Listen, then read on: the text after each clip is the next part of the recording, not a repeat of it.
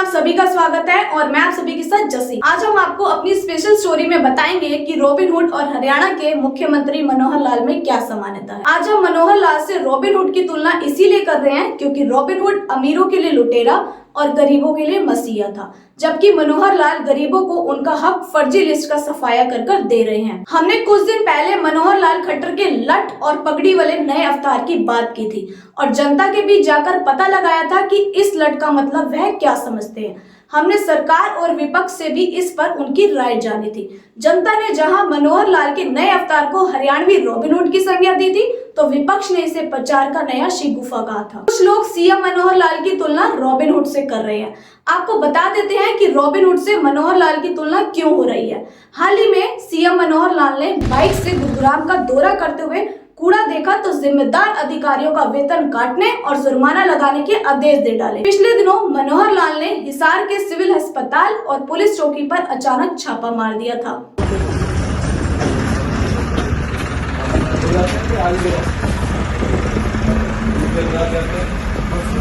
लेकिन दोनों की नीति बिल्कुल अलग है।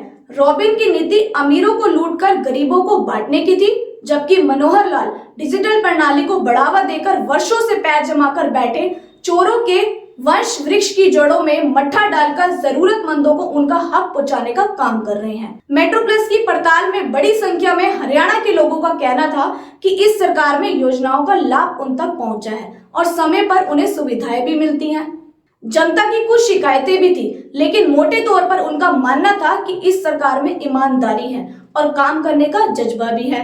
इसी बीच हमें भूपेंद्र हुड्डा का एक बयान देखने को मिला, जिसमें उन्होंने भाजपा की मनोहर लाल सरकार को पोर्टल सरकार कहकर उनका मजाक उड़ाया है। हमने सोचा भला पोर्टल सरकार क्या भला है, इसके बारे में जानकारी हासिल करनी चाहिए, तो हम जा पहुंचे कांग्रेस के ही एक वरिष्ठ नेता के पास और पूछ बैठे कि हुड्डा साहब के कहने का क्या अर्थ है।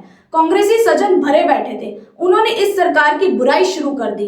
इस सरकार में काम नहीं हो रहा, हमारी बात की कोई सुनवाई नहीं हो रही, सब काम के लिए पोर्टल पोर्टल, हम लोगों के लिए कुछ नहीं बचा। अच्छा, अब समझ में धीरे धीरे आने लगा था कि पोर्टल सरकार क्या भला है।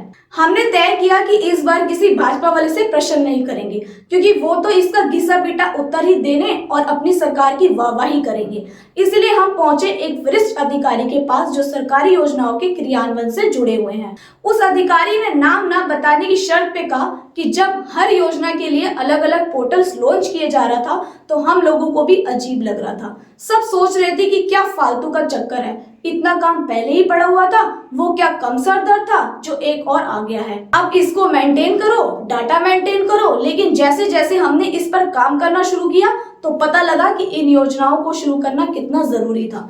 हम जैसे ईमानदार अधिकारियों के लिए पहले नरक सी स्थिति बन गई थी, क्योंकि काम हम करते थे और मिलाई कोई और खाते थे। कामों को कोई लेखा जोखा नहीं था, हिसाब किताब नहीं था, जिम्मेदारी नहीं थी, तो नेता से लेकर कुछ सरकार के लोग भी भ्रष्टाचार का खुल्लम खुल्ला खेल खेल रहे थे। पोर्टल्स आ जाने के बाद भ्रष्टाचार पर लगाम लगी है और योजनाओं का लाभ तय समय में आम जनता तक पहुंचने लगा है। फिर हमने सरकारी योजनाओं की जानकारी रखने वाले एक वरिष्ठ समाज सेवी से पूछा कि हमने सुना है आज सरकारी योजनाओं की डिलीवरी के लिए पोर्टल्स का प्रयोग होने लगा था, इससे आम जनता को कुछ फायदा भी मिल रहा है या नहीं। इस पर उन्होंने कहा कि देखिए, ये तो बहुत अच्छा हो गया है, जनता को दर दर भटकना नहीं पड़ता, किसी के हाथ पांव नहीं जोड़ने पड़ते, किसी नेता अधिकारी का चक्कर नहीं लगाना पड़ता, लोग घर बैठे सरकारी सुविधाओं का लाभ उठाने लगे हैं। हर सरकारी योजना अब आम लोगों की उंगली में है। अब कुछ भी करना हो तो बस लॉगिन कीजिए और सुविधा का लाभ उठाइए। भ्रष्टाचार कम हुआ है सो अलग, ट्रांसफर पोस्टिंग का खेल रुका है सो अलग, सरकारी नौकरियों के अपॉइंटमेंट में भी कमीशन खोरी खत्म हुई है सो अलग। तो जनता की तो बल्ले बल्ले है, लेकिन जो लोग पुराने सिस्टम से मोटा माल कमा रहे थे, उनका सिस्टम जरूर बिगड़ गया है। आम लोगों में तो इसको लेकर नाराजगी नहीं है, बल्कि खुशी है। उन्हें अब घर बैठे हर सुविधा का लाभ मिल रहा है। मुख्यमंत्री आवास योजना का portal, no litigation portal, OBC प्रमाण पत्र पोर्टल, ई रवन्ना पोर्टल, ई भूमि के लिए पोर्टल, बीज पोर्टल, परिवार पहचान पत्र के लिए पोर्टल, बुजुर्गों की तीर्थ यात्रा के लिए पोर्टल, सरल पोर्टल, जन्म पहचान पत्र के लिए पोर्टल, ये सारे और भी कई पोर्टल्स जनता के फायदे के लिए है ना। अब मेरे दिमाग में मनोहर लाल खट्टर की फिर वही लठ वाली छवि उभरी। ये पोर्टर्स भी तो लठ ही है ना। भले बड़े लोगों की नाराजगी हो कि उनकी दुकान बंद हो गई है, लेकिन गरीब पिछड़ों के लिए तो यह वरदान के ही समान हुआ ना। एक तरफ हरियाणा के सीएम मनोहर लाल करप्शन खत्म करने और अंतिम छोर पर खड़े व्यक्ति तक सरकारी योजनाओं का लाभ पहुंचाने का दावा करते हुए लगातार एक के बाद एक पोर्टल्स का लॉन्च करते जा रहे हैं, वहीं दूसरी तरफ विपक्षी दलों द्वारा इन पोर्टलों का जमकर विरोध किया जा रहा है। विपक्ष अभी से कह रहा है कि उनकी सरकार आने पर इन सभी पोर्टलों को बंद कर दिया जाएगा।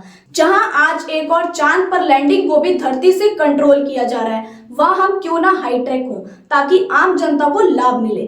फरीदाबाद से सटा हुआ हब है गुरुग्राम, जहां बैठकर हरियाणा के युवा न केवल दुनिया भर के देशों में इस्तेमाल होने वाले सॉफ्टवेयर बनाते हैं, बल्कि दुनिया भर की ब्रेकिंग प्रणाली को भी नियंत्रित करते हैं। अब आप ही बताएं कि जब साइबर सिटी हरियाणा में हो सकता है, तो हरियाणा साइबर स्टेट क्यों नहीं बन सकता।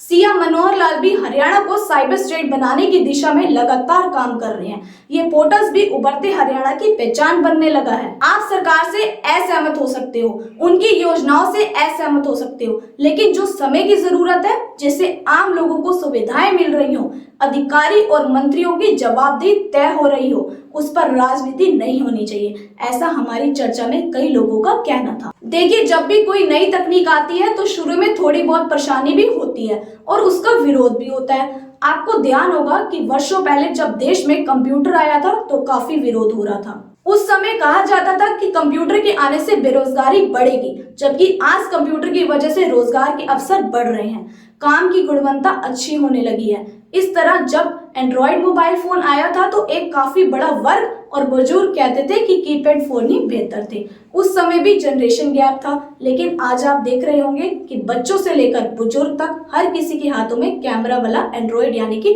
टच स्क्रीन फोन नजर आता है। नई तकनीक यानी पोर्टल का भी आने वाले समय में आम जनता को काफी लाभ मिलने वाला है। पोर्टल की वजह से उंगलियों से गिने जाने वाले सिर्फ पर्ची खर्ची वालों को ही नुकसान होने वाला है। हाँ, फिलहाल शुरुआती दौर में पोर्टल्स के कारण जनता को थोड़ी बहुत परेशानी हो रही है, लेकिन पर्ची खर्ची वाले छोटी छोटी समस्याओं को बढ़ा चढ़ाकर जनता को परेशान कर रहे हैं, लेकिन शायद उन्हें पता नहीं कि सीएम मनोहर लाल कभी भी उन तक पहुंच सकते हैं। भविष्य में भी इसी प्रकार की तमाम एक्सक्लूसिव खबरें देखने के लिए आप हमारा मेट्रो प्लस का फेसबुक पेज लाइक कर, फॉलो कर, उसे शेयर करना ना भूलें, ताकि ये खबर आपके साथ साथ आपके चाहने वालों तक भी पहुंच सके। साथ ही हमारा यूट्यूब चैनल भी सब्सक्राइब करना ना भूलें। धन्यवाद।